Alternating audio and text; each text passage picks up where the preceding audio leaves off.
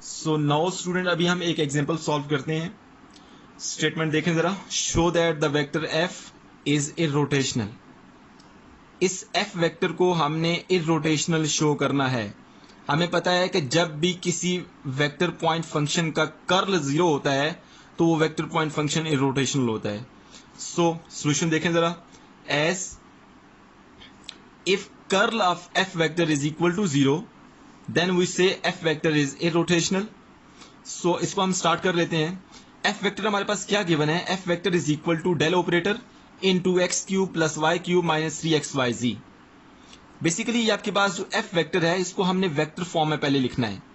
ये जो del operator है ये किसी स्केलर पॉइंट फंक्शन पे अप्लाई हो रहा है और हमें पता है कि जब भी डेल ऑपरेटर किसी स्केलर पॉइंट फंक्शन पे अप्लाई होता है तो हमें एक वेक्टर मिलता है।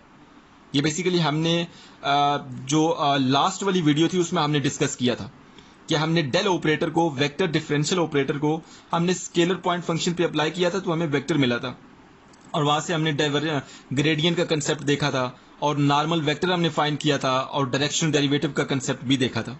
सो उस वीडियो का जो लिंक होगा वो मैं इस वीडियो की डिस्क्रिप्शन में डाल दूंगा, आप इसको इजीली देख सकते हैं। सो बाय द वे इसको हम स्टार्ट करते हैं। डेल ऑपरेटर की यहाँ पर मैंने वैल्यू पुट की, साथ हमारे पास वही स्केलर पॉइंट फंक्शन। अब इस पार्शियल और पार्शियल एक्स को इस स्केलर पॉइंट फंक्शन पे अप्लाई किया।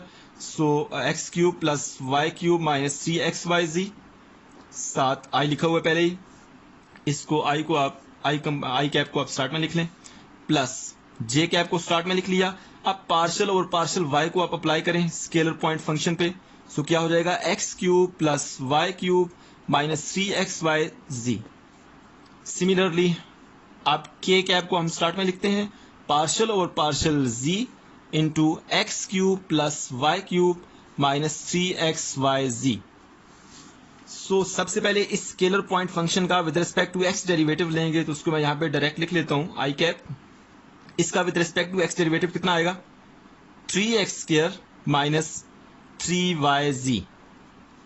सिमिलरली इस स्केलर पॉइंट फंक्शन का with respect to y derivative लें तो आपके पास क्या हो जाएगा? 3y² minus 3xz।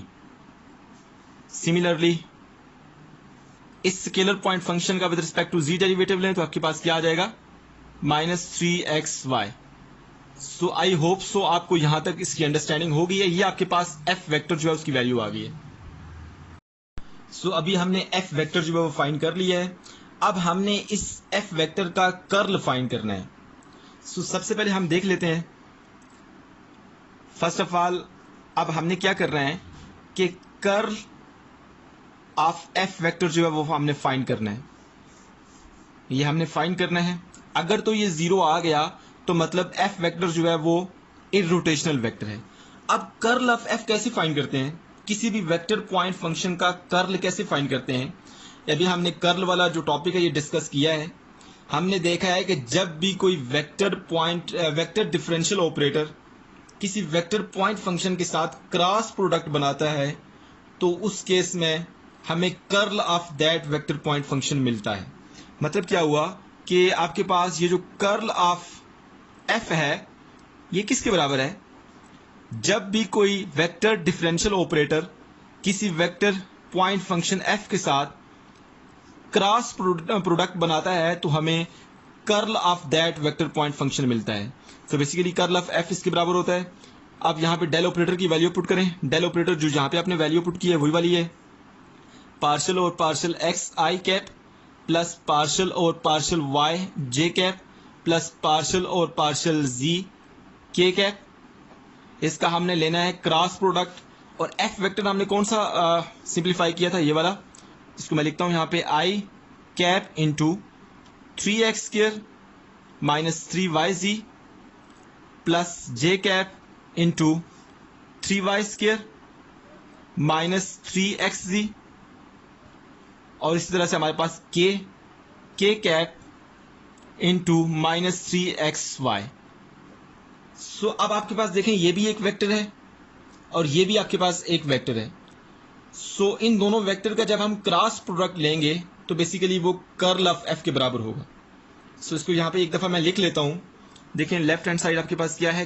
Curl of F vector this is equal to, अब दो वेक्टर का जो क्रॉस प्रोडक्ट होता है वो बेसिकली किस तरह से हम फाइंड करते हैं?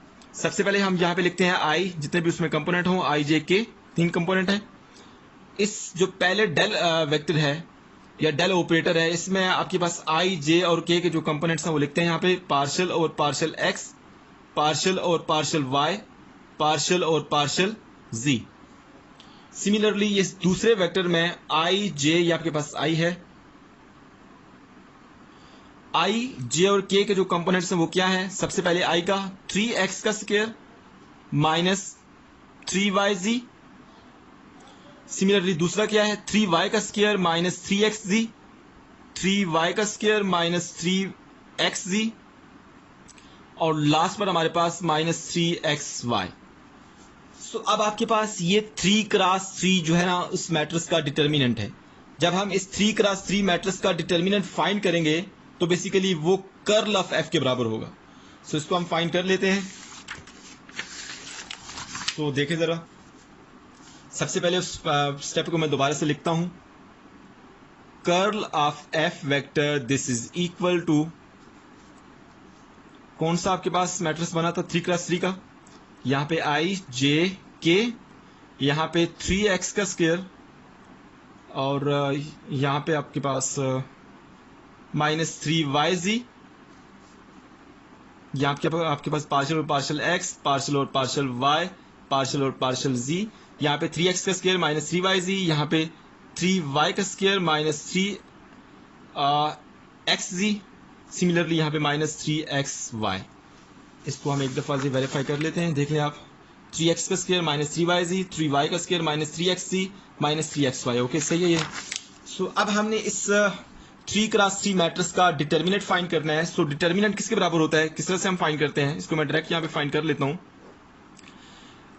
दिस विल बी पार्शियल और partial y of minus 3xy, दरमियान में माइनस, आप पार्शियल और पार्शियल z इंटू यहाँ पे क्या हो जाएगा 3y का स्क्वायर माइनस 3xz, ये आपके पास i component minus j component into इस सेकंड कॉलम को छोड़ दें और फर्स्ट रो को छोड़ दें तो आपके पास बाकी क्या बचा? पार्शियल और partial x of minus 3xy minus partial और पार्शियल z ऑफ, पार्शियल और पार्शियल z ऑफ, यहाँ पे मैं लिख लेता हूँ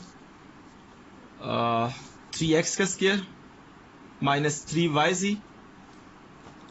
सिमिलरली प्लस k कंपोनेंट इस थर्ड कॉलम को और फर्स्ट रो को छोड़ दें तो आपके पास बाकी क्या बचा? पार्शियल और पार्शियल x ऑफ 3y का square minus 3xz minus partial और पार्शियल y ऑफ 3x का square minus 3yz। So I hope so आपको इस चीज़ का आइडिया है कि किसी भी 3x3 मैट्रिक्स का डिटर्मिनेंट कैसे फाइंड करते हैं। सो अब मैं इसको सिंप्लीफाई करता हूँ। आई कंपोनेंट ऐसे ही रहेगा। अब इस माइनस 3xy का with respect to y derivative लेंगे तो माइनस 3x आएगा, माइनस इस 3y स्क्वायर माइनस 3xz का with respect to z derivative लेंगे तो आपके पास ये माइनस 3x आएगा। Similarly minus j component minus 3xy का with respect to x derivative लें तो minus 3y, minus 3x square minus 3yz का with respect to z derivative लें तो आपके पास माइनस 3y आ गया। इसी तरह से k कंपोनेंट की बात करते हैं, 3y स्क्वायर माइनस 3xz, इसका with respect to x derivative लें तो आपके पास माइनस 3z आएगा, minus 3x square minus 3yz, इसका with respect to y derivative लें तो आपके पास ये माइनस 3z आएगा। सो अब इस सारे को मैं सिंप्लीफाई करता हूं। i into minus 3x minus minus plus, so ये minus 3x plus 3x, minus जी ऐसे ही रहा, minus 3y plus 3y, similarly plus k component, और यहाँ पे माइनस 3z प्लस 3z। सो आपके पास ये कैंसिलेशन के बाद क्या बचेगा? देखिए आपके पास curl of F vector this is equal to 0i minus 0j plus 0k। So हमें पता है कि जो कर्ल ऑफ एफ होता है बेसिकली दो वेक्टर का क्रॉस प्रोडक्ट जो होता है वो एक नया वेक्टर होता है। सो बेसिकली आपके पास यहाँ पे देखें कर्ल ऑफ एफ जो है वो जीरो वेक्टर के बराबर आ गया। मतलब जो आपके पास वेक्टर पॉइंट फंक्शन एफ है उसके हर पॉइंट के ऊपर जो एंगुलर वेलोसिटी है वो जीरो है। मतलब एक्स डायरेक्शन में भी, वाई डायरेक्शन में भी और जी डायरेक्शन में भी जो हर पॉइंट के ऊपर एंगुलर वेलोसिटी है वो जीरो है। तो बेसिकली हमने शो कर दिया कि आपके पास कर्ल ऑफ एफ जो है वो जीरो वेक्टर के बराबर है। सो इसको यहां पे लिख लें, hence S curl of F vector is equal to zero, hence F vector is called irrotational vector. मतलब एफ वेक्टर के हर पॉइंट के ऊपर जो एक्स वाई जी डायरेक्शन में रोटेशन है या जो एंगुलर वेलोसिटी है वो जीरो है। तो मतलब आपके पास जो एफ वेक्टर है वो एक इररोटेशनल वेक्टर है। मुझे उम्मीद है कि आपको ये जो एग्जांपल है इसकी अंडरस्टैंडिंग हो गई है। अभी हम एक और एग्जांपल जो है उसको सॉल्व करते हैं।